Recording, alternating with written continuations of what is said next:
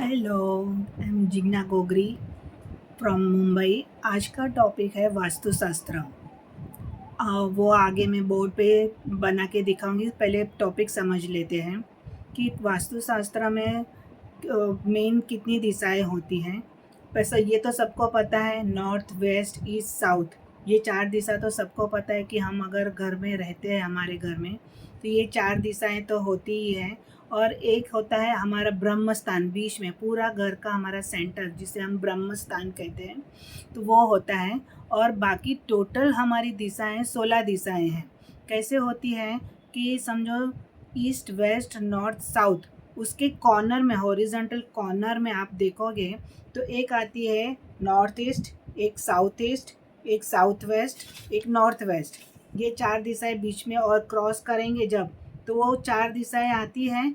और फिर उस सब के बीच में और एक एक दिशा आती है, जैसे north north east, east north east, east south east, south south east, south south west, west south west, और west north west, north north west. ये सब ऐसे करके टोटल 16 दिशा आती है। वो मैं आपको ड्रॉ करके बताऊंगी ताकि आपको समझ में आएगा।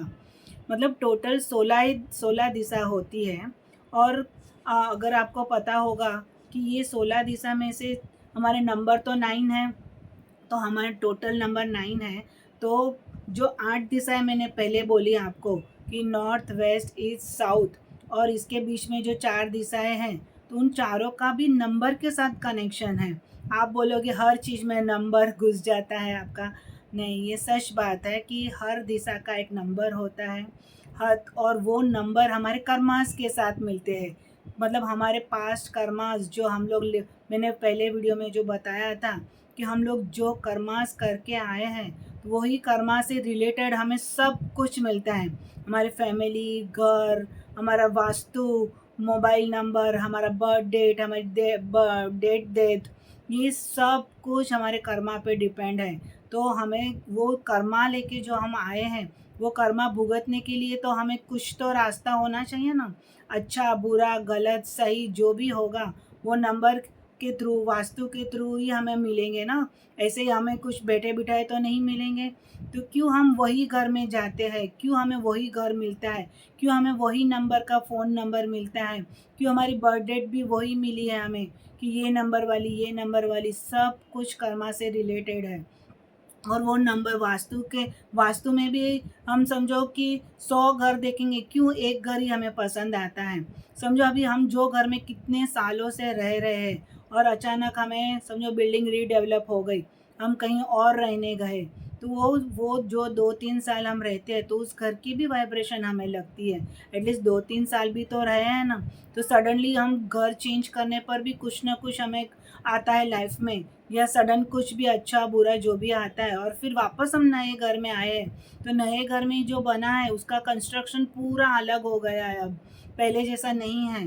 तो वो भी हमें वाइब्रेशन लगती है, क्यों हमें वो घर में वो चीज़ें मिली अब जो हम पहले थी और अब मिली, वो भी हमें सब चेंज हो जाता है, तो वो मिलता है। समझो हमें कुछ पता चला कि ये घर में ये प्रॉब्लम है, वो घर में, हम घर बदल भी दिया, तो अगर शायद हम हमारे कर्मास अगर हमारे साथ है, अभी नहीं चेंज हुआ है, तो हमें वापस वही घर भी मिल सकता है, वैसे ही घर मिल सकता है। आप बोलोगे हम नहीं मानते हैं वास्तुशास्त्र को, ना मानो, सही है, क्यों मानो, मगर अगर आपको वही परेशानियाँ, वही चीज़ें अगर आपको दूसरे घर में भी मिल रही है, तो वो न हमारा वास्तु हमें वही घर पे लेके जा सकता है, वही नंबर मिल सकते हैं हमें, घर की वाइब्रेशन हमें वही मिलती है।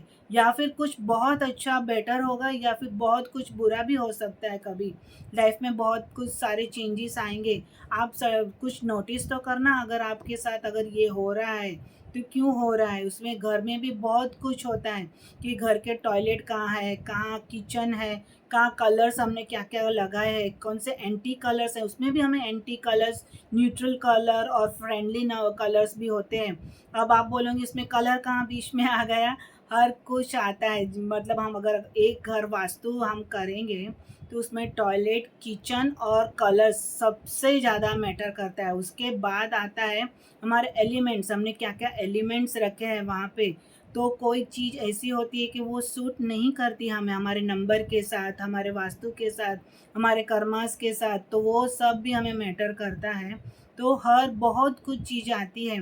समझो हमारे प्लेटफ़ॉर्म का कलर क्या है, हमारे कप फर्नीचर का कलर क्या है, तो वो अगर गलत दिशा में गलत चीज़ें लगा दी, तो वो तो हमें नहीं पता कि हमें समझो हम नहीं सीखे हैं, नहीं पता है, तो वो तो हम अपनी चॉइस से लेते हैं ना। तो आप ये सब करने से पहले एक बार अगर आपको अच्छा लगे तो आप किसी की कंसल्टेंट को हायर करके वो सब करवा सकते हैं, ताकि आपकी लाइफ में कोई ये प्रॉब्लम ना आए या कुछ ऐसी चीज़ें ना बन जाए जो आपके चीज़ों के साथ बैलेंस ना होती हो या नेगेटिव हो, तो आप चेंज करवा सकते हैं या पहले से ही कुछ ऐसा सिलेक्ट करके आप लो। अभी आजकल तो इतनी अवेयरनेस हो गई है कि कोई भी घर अगर कोई देखने भी जाता है, लेने भी जाता है, तो कंपास साथ में होता है। हर जगह कंपास चेक करते हैं कि ये कहाँ है, वो कहाँ है। इतनी अवेयरनेस हो गई है कि लोग को समझ में आ रहा है कि अभी क्या-क्या है। जो नहीं मानते उनकी उनकी बात अलग है। तो वो अपने कर्मास हम लेके जो चल रहे हैं, तो शायद वो अच्छा भी होने वाला है। ऐसा नहीं कि बुरा ही होगा, हर चीज़ में नेगेटिव होगा, वो ज़रूरी नहीं होता है। अच्छे के लिए भी होता है कि अपने जो इस जन्म में अच्छे कर्मास की वजह से हमें कुछ अच्छा भी मिलने वाला होता है, तो वो अच्छा भी हो सकता है।